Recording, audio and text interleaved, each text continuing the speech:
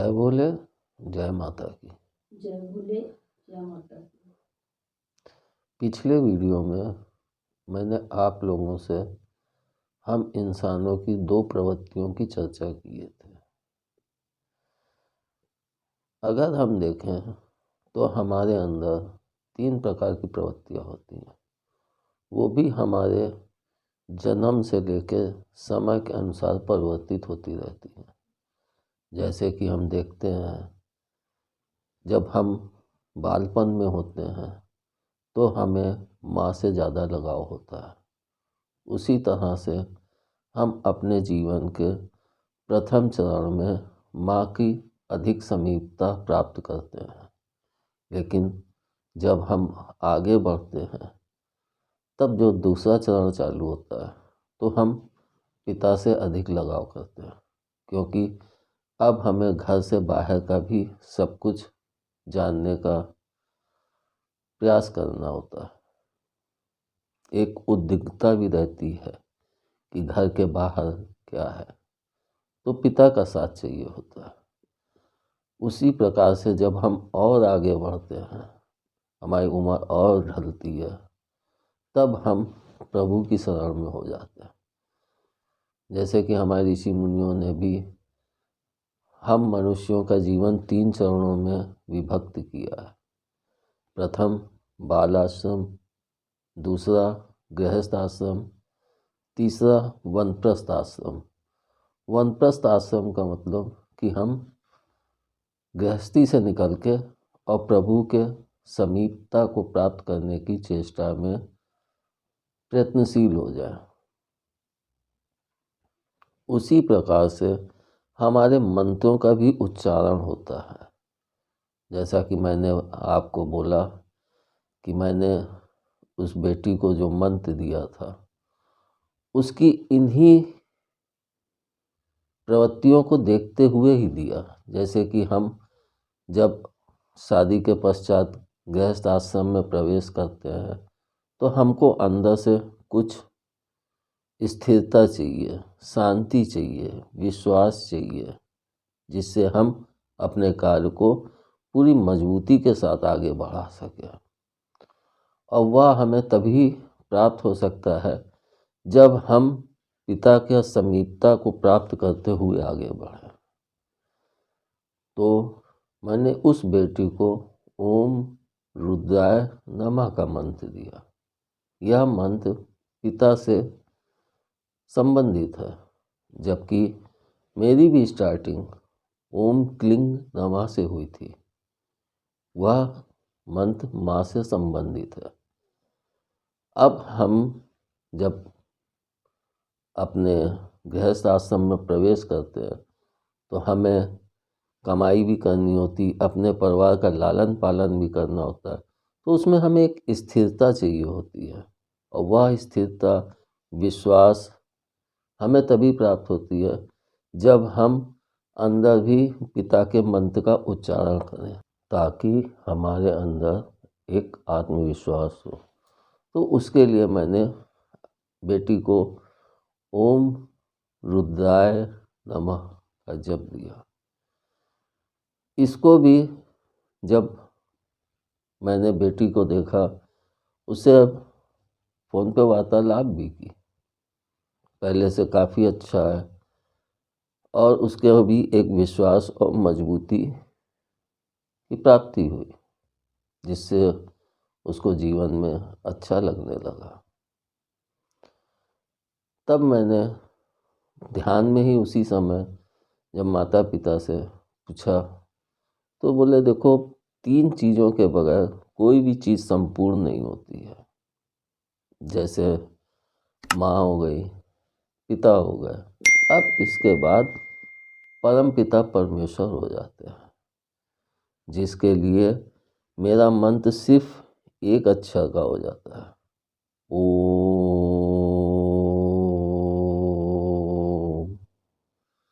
जितनी ओम के अंदर पावर है, उतनी पावर किसी और मंत्र में नहीं है। इसी कारण हर मंत्र को एक पावर देने के लिए ओम को पहले जोड़ दिया जाता है, ताकि उस मंत्र की पावर बढ़ जाए।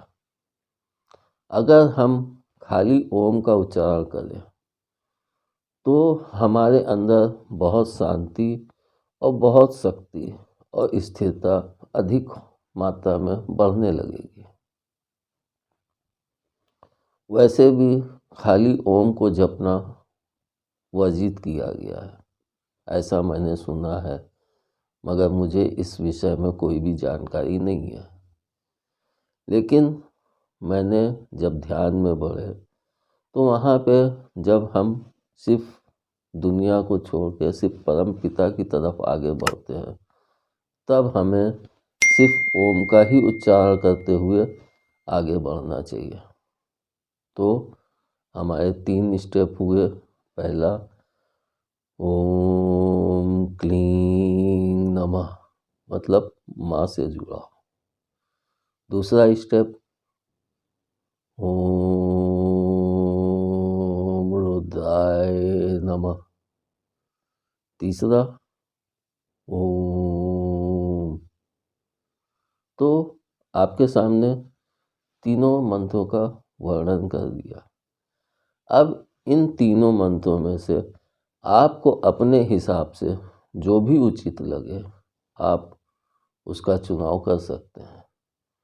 लेकिन हम जब सांसारिक प्रवृत्तियों में लगे हुए होते हैं तो हमें अंदर में पिता का ही मंत्र का जप करना चाहिए, जिससे हमें विश्वास की मजबूती प्राप्त हो और बाहर में हमें माता पिता का, जैसे मैंने अपने बच्चों से कहा ही है कि ओम शंकर दुर्गा नमो नमः का उच्चारण करें, जिससे माता पिता का हमें प्रत्यक्ष आशीर्वाद प्राप्त होता रहे। और हम खाली समय में सोचते हैं कि कुछ जपने को हो, लेकिन जो जप हम ध्यान में बैठ के करते हैं उसको हम ऐसे नहीं जप सकते हैं। इसलिए जब हम खाली बैठें तो हम प्रभु के इस मंत्र का जप कर सकते हैं। अब आपसे, जैसा कि मैंने कहा था कि मैं दोनों नवरात्रियों में और महाशिवरात्रि में, साल में, और एक चौथी है दीपावली, इन 4 उत्सवों में मैं बच्चों से जप एवं पूजा करवाता हूँ।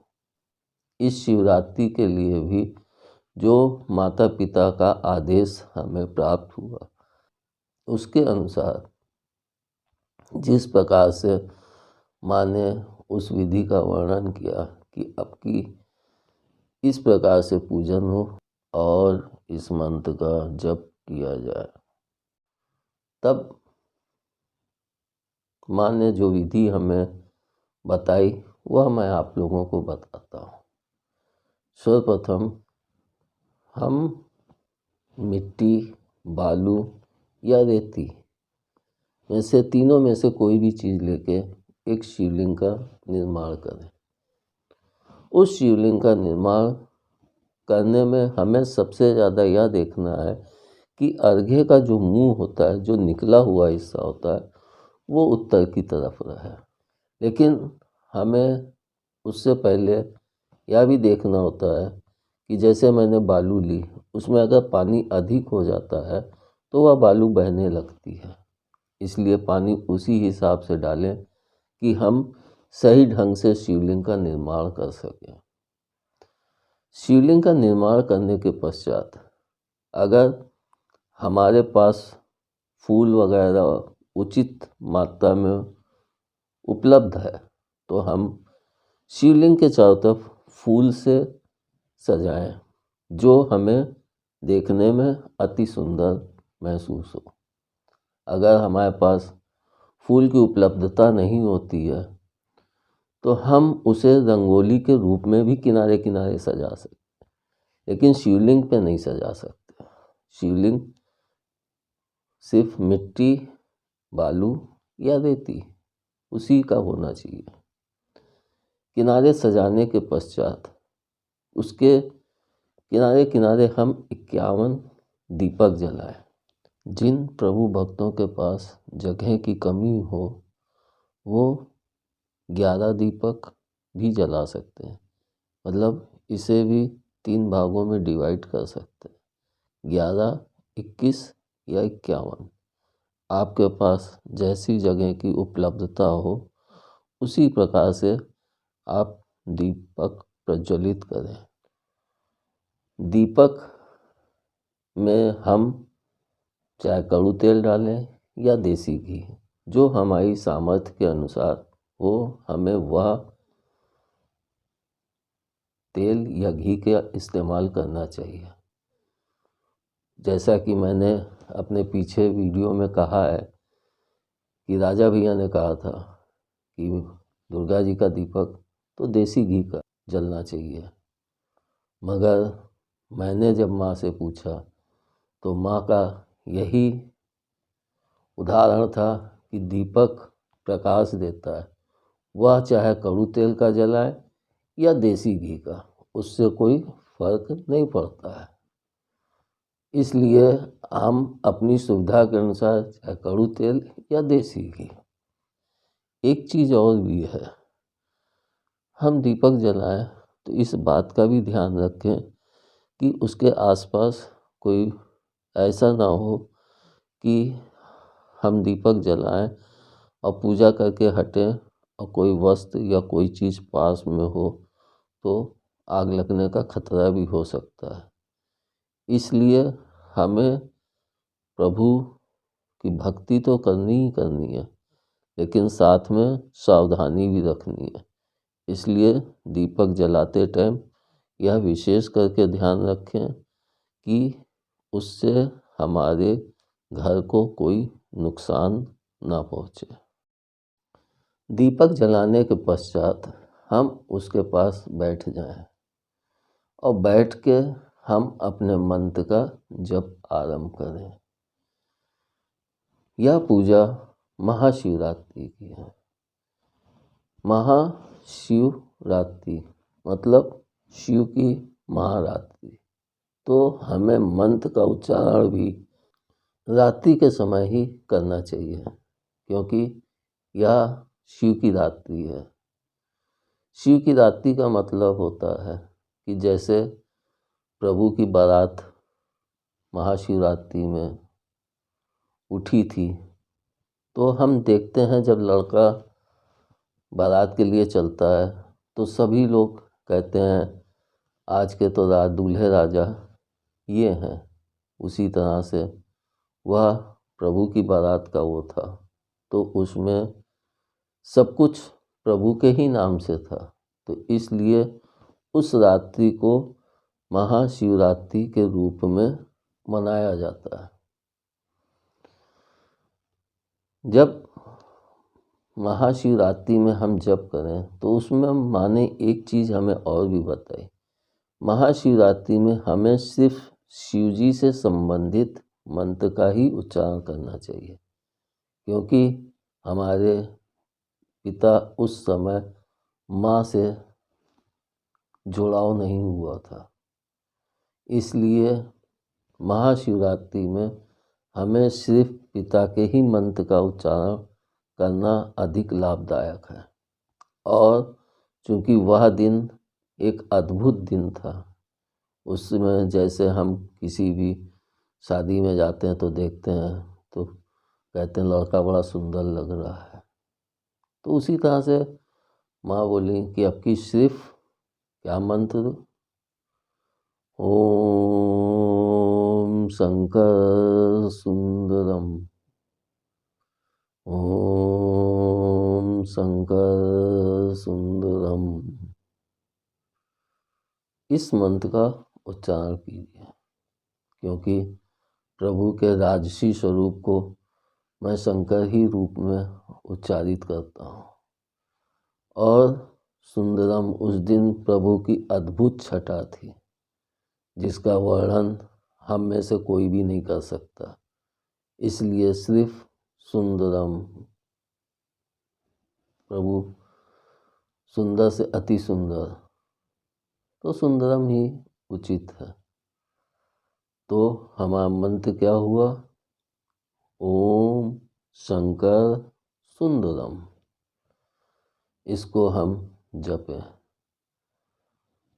जैसे कि मैंने पहले कहा है, वो 3 मंत्र वो तो हमारे डेली के हो गए, उसमें से हमें चुनाव करना है। इन 3 में से जो हमें बेस्ट लगे, जो हमारी एज के हिसाब से या हमारे चुनाव के हिसाब से सही बैठे, हम उसको पकड़ें।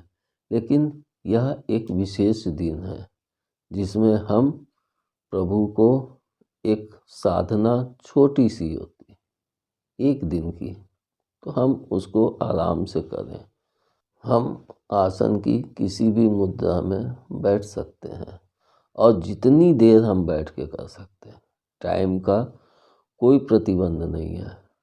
बस हम अर्घ्य के मुँह के आगे ना बैठें। अगर हम अर्घ्य के मुँह के आगे बैठेंगे तो हमारा मुख दक्षिण दिशा की तरफ हो जाएगा और दक्षिण दिशा की तरफ मुख करके पूजा या जप करना हमारे ऋषि मुनियों ने बाध्य किया हुआ है कि वह दिशा मारण की होती है। इसलिए दक्षिण दिशा की तरफ मुँह करके जप वगैरह नहीं करना चाहिए। आप सूरज ढलने के पश्चात किसी भी समय बैठ के आप जितनी देर रात में कर सकते हैं आप करें। माला लेने की कोई आवश्यकता नहीं।